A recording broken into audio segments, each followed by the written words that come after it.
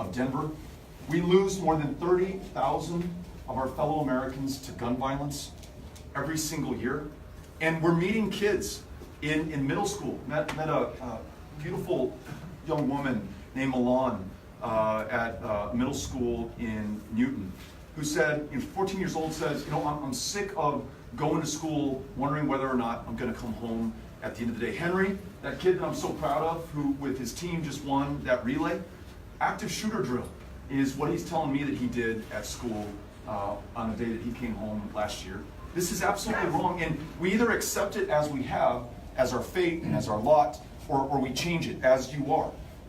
Universal background checks in those states that have adopted them have cut gun violence nearly in half, saving lives in the process. Red flag laws, where we determine if someone's going to be a danger to themselves or someone else in your life or in my life, we stop them before it is too late. We make sure that we no longer sell weapons of war into our communities, where they end up in the schools, in the synagogues, in the churches. You mentioned the very productive civil conversation you just had with a veteran.